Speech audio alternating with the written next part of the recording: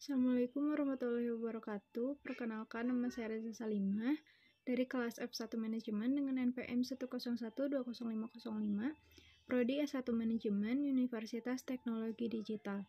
Di sini saya akan menjelaskan materi mengenai manajemen kinerja. Berikut penjelasannya. Apa itu manajemen kinerja? Agar dapat memahami istilah ini, kita harus mengetahui pengertian dari setiap katanya, yaitu manajemen dan kinerja. Secara sederhana, pengertian manajemen adalah suatu proses pengelolaan atau mengelola sesuatu, sedangkan kinerja adalah prestasi atau hasil kerja berdasarkan kuantitas atau kualitas yang dicapai. Lalu, apa yang dimaksud dengan manajemen kinerja? Mari kita simak penjelasan berikut ini. Pengertian manajemen kinerja secara umum adalah suatu kegiatan manajerial yang bertujuan untuk memastikan bahwa sasaran organisasi telah tercapai secara konsisten dengan berbagai cara yang efektif dan efisien. Ada juga yang mendefinisikan manajemen kinerja sebagai aktivitas untuk memastikan agar tujuan organisasi dicapai secara konsisten melalui proses perencanaan, pelaksanaan, evaluasi, dan penilaian kinerja perangkat organisasi tersebut. Manajemen kinerja tidak hanya berhubungan dengan kinerja para pegawai secara personal, namun juga terkait dengan kinerja suatu organisasi secara keseluruhan. Dengan kata lain, manajemen kinerja sangat berhubungan dengan proses dan hasil kerja berdasarkan tujuan strategis suatu organisasi, yaitu kepuasan konsumen dan kontribusi pada ekonomi.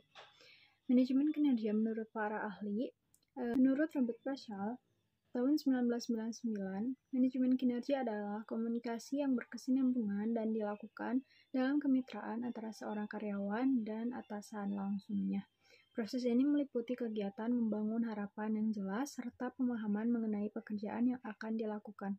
Kemudian, adapun menurut Michael Armstrong yang menjelaskan bahwa manajemen kinerja adalah pendekatan strategis dan terpadu untuk menyampaikan sukses berkelanjutan pada organisasi dengan memperbaiki kinerja karyawan yang dilakukan di dalam serta dengan mengembangkan kemampuan tim dan kontributor individu. Pada dasarnya, tujuan manajemen kinerja adalah untuk menciptakan lingkungan di mana setiap orang dapat melakukan yang terbaik dari kemampuan mereka, sehingga menghasilkan pekerjaan dengan kualitas yang terbaik secara efisien dan efektif. Tujuan performance management dapat dibagi menjadi 3 bagian, yaitu yang pertama ada tujuan strategik yang berhubungan dengan kegiatan pegawai sesuai dengan tujuan organisasi. Pelaksanaan suatu strategi memerlukan penjelasan mengenai hasil yang ingin dicapai, perilaku, karakteristik pegawai yang diperlukan, pengembangan pengukuran, dan sistem umpan balik bagi kinerja pegawai. Yang kedua ada tujuan administratif. Tujuan ini berhubungan dengan evaluasi kinerja untuk keperluan keputusan administratif, pengkajian, promosi, pemutusan hubungan kerja, dan lain-lain. Yang ketiga ada tujuan pengembangan.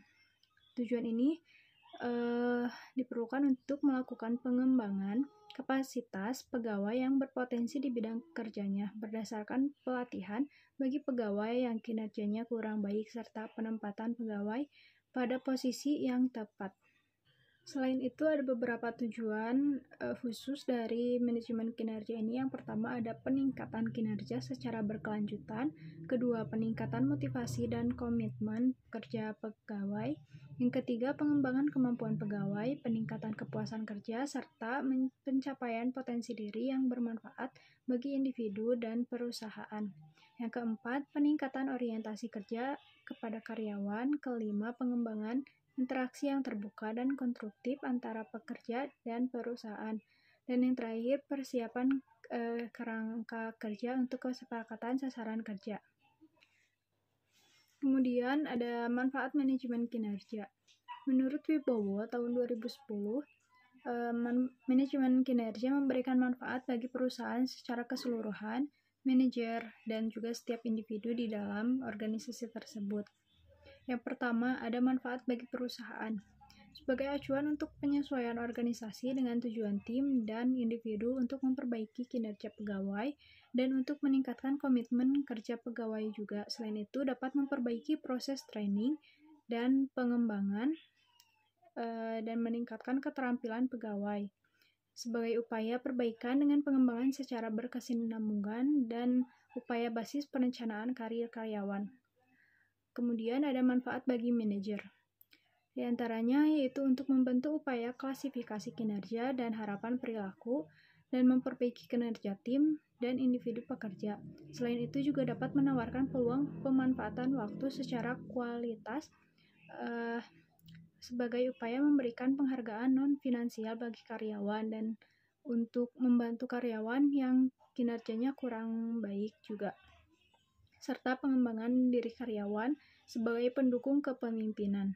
Kemudian, manfaat bagi seluruh pegawai diantaranya sebagai informasi peran dan tujuan karyawan untuk mendorong dan mendukung kinerja karyawan dan membantu mengembangkan kinerja dan kemampuan karyawan serta sebagai peluang untuk memanfaatkan waktu yang berkualitas dan dapat membantu pegawai agar fokus pada tujuan, rencana, perbaikan, dan cara bekerja.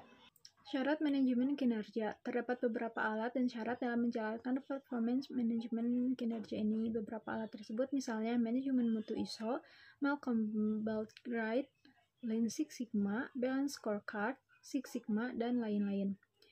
Dari penjelasan yang telah saya sampaikan, dapat disimpulkan bahwa manajemen kinerja adalah alat manajemen perusahaan yang dapat membantu para manajer memantau dan mengevaluasi pekerjaan para pegawai.